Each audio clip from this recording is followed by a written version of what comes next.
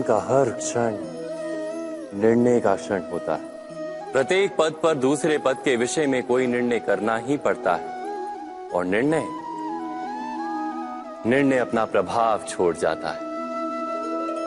आज किए गए निर्णय भविष्य में सुख अथवा दुख निर्मित करते हैं, ना केवल अपने लिए, अपने परिवार के लिए भी, आने वाली पीढ़ियों के लिए भी।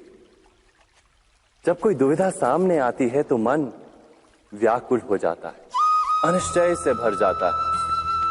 निर्णय का वो क्षण युद्ध बन जाता है और मन बन जाता है युद्ध भूमि। अधिकतर निर्णय हम दुविधा का उपाय करने के लिए नहीं, केवल मन को शांत करने के लिए लेते हैं। पर क्या कोई दौड़ते हुए भोजन कर सकता है? नहीं। तो क्या युद्ध से जूझता हुआ मन कोई योग्य निर्णय ले पाएगा? वास्तव में शांत मन से जब कोई निर्णय करता है तो अपने लिए सुखद भविष्य बनाता है। किंतु अपने मन को शांत करने के लिए जब कोई निर्णय करता है तो वो व्यक्ति भविष्य में अपने लिए कांटों भरा वृक्ष लगाता है। स्वयं विचार कीजिएगा।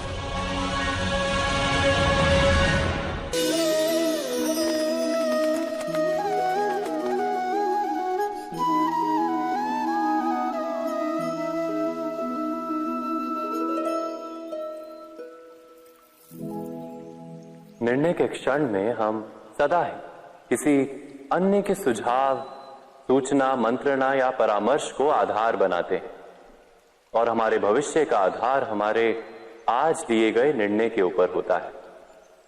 तो क्या हमारा भविष्य किसी अन्य के परामर्श, किसी अन्य के सुझाव का फल है? क्या हमारा संपूर्ण जीवन किसी अन्य की बुद्धि का परिणाम? क्या हमने कभी विचार किया है? सबका अनुभव है कि भिन्न भिन्न लोग एक ही स्थिति में भिन्न भिन्न परामर्श देते हैं। मंदिर में खड़ा भक्त कहता है कि दान करना चाहिए और चोर कहता है यदि अवसर मिले तो इस मूर्ति के श्रृंगार चुरा। धर्म से भरा हृदय धर्ममय सुझाव देता है और अधर्म से भरा हृदय अधर्म का परामर्श देता है। धर्ममय सुझाव का स्वीकार ही मनुष्य को सुख की ओर ले जाता है, किंतु ऐसे परामर्श का स्वीकार करना तभी संभव होता है जब हृदय में धर्म हो। अर्थात किसी का सुझाव अथवा परामर्श स्वीकार करने से पूर्व स्वयं अपने हृदय में धर्म को स्थापित करना क्या आवश्यक नहीं? स्वयं विचार कीजिए।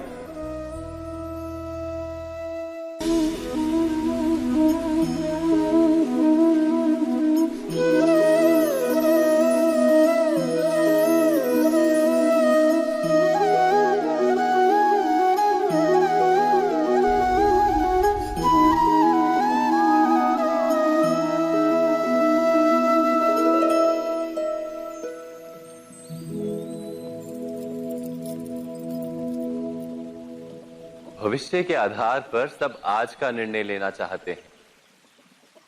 भविष्य में सुख मिले, भविष्य सुरक्षित हो, ऐसे निर्णय आज लेने का प्रयत्न रहता है सबका। आप अपने जीवन को देखिए, क्या आपके अधिकतर निर्णय के पीछे भविष्य का विचार नहीं होता? और हो भी क्यों ना।